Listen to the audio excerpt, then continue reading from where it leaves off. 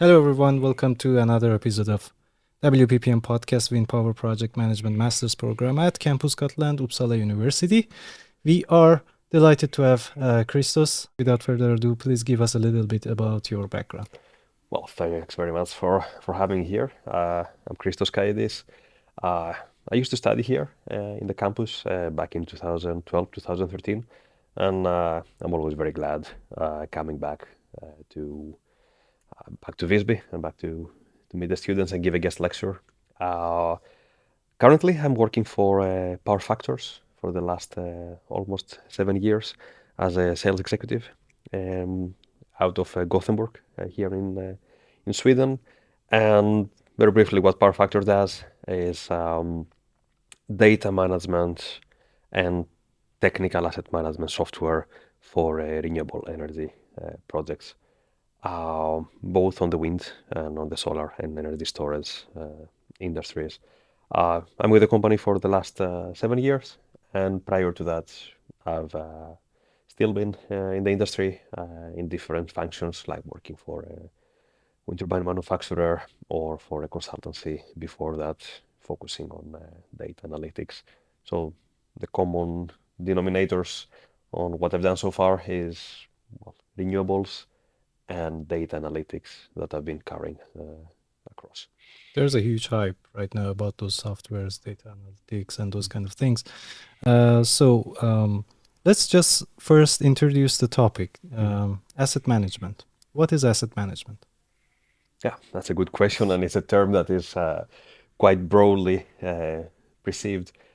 So, asset management is a term that is widely used, and it's a very good question because you might meet two individuals in the industry with the title asset manager, but having a vastly different scope of activities. So, according to the ISO or the PAS 55, asset management is the coordinated activities to realize value out of an asset, but we will see the technical asset management components or commercial or financial asset management components that different individuals are focusing on. So in the renewable industry, running the assets and optimizing the value out of them from a technical, commercial, or financial perspective is what we would typically see defined as asset management. Okay. What is the relationship between asset management and new approaches like softwares that are being used right now and the efficiency in operation phase? I don't think there is any serious software right now for construction phase, but it's all in all about operation and O&M, right? So what is the relationship between using these softwares and efficiency right now? Mm-hmm. The complexity of the assets and everything around them has increased significantly in the past few years. So if we go 10 years back, you would typically have time-based availability contracts, and you would have very straightforward PPAs with a grid operator with a fixed tariff for 20 years.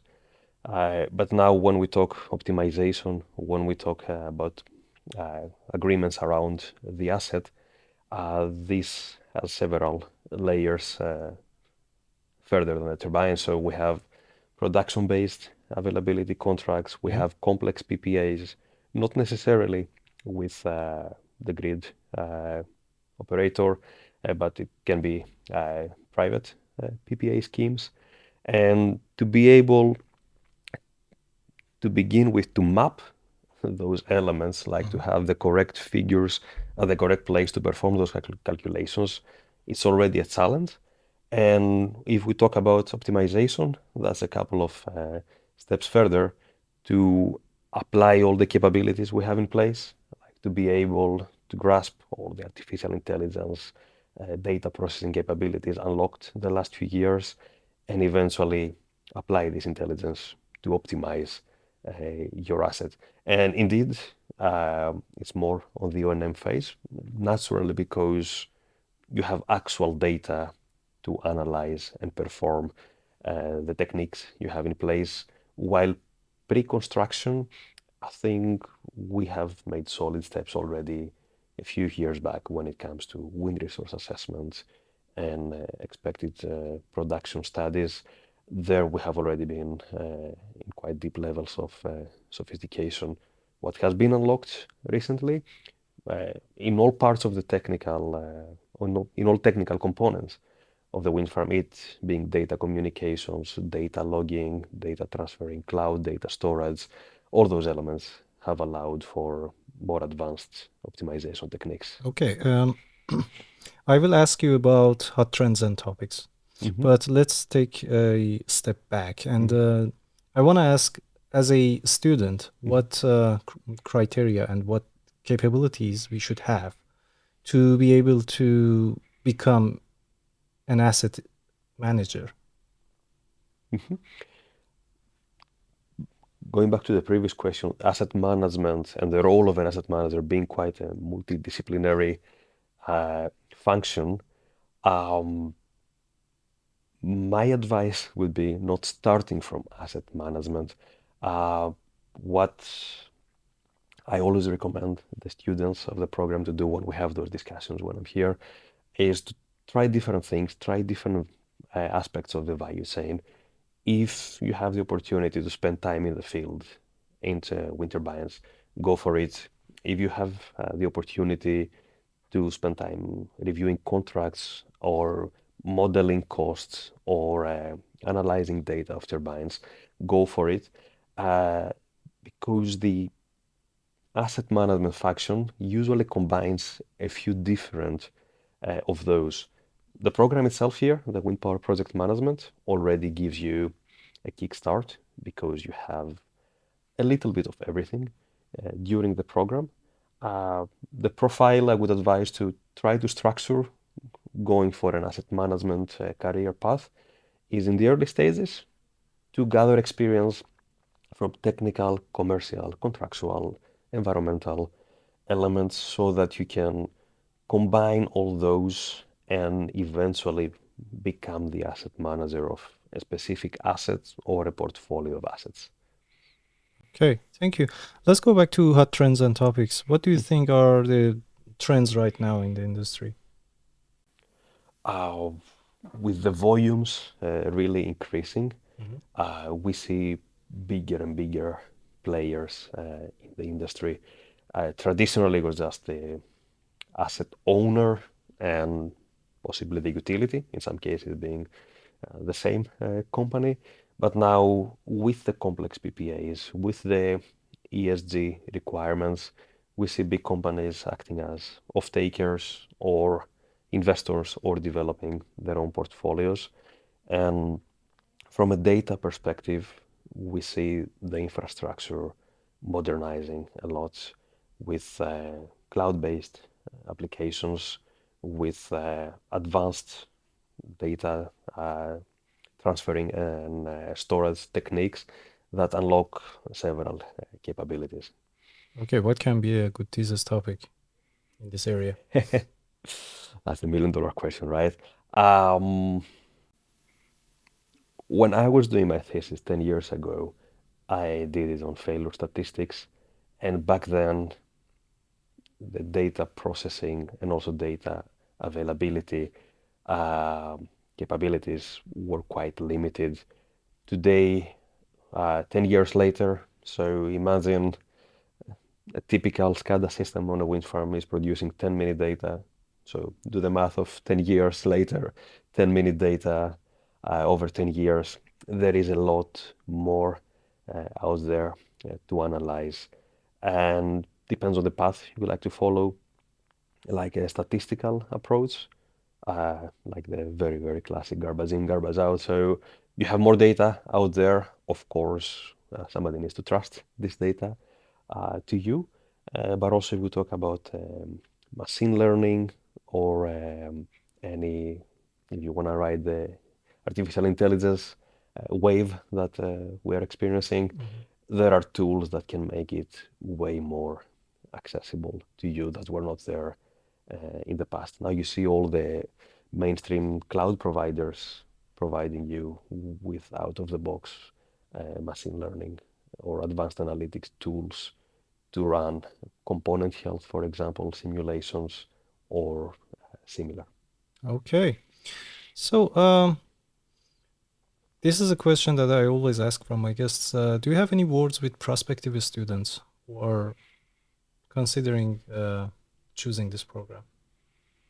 You mean for future Yeah. students? Um, the reason I'm here and the reason I've made it that far is the program itself, and me coming back every year to give a lecture and share experiences or latest projects with the students is exactly because I feel appreciative to that program. Um, to make a connection to what I was describing before about asset management, when I was a student here, I I was thoughtful. I had maybe some doubts at the very beginning that the program offers a little bit of everything in many aspects. Like we had a lot of wind resource assessment courses, environmental permitting.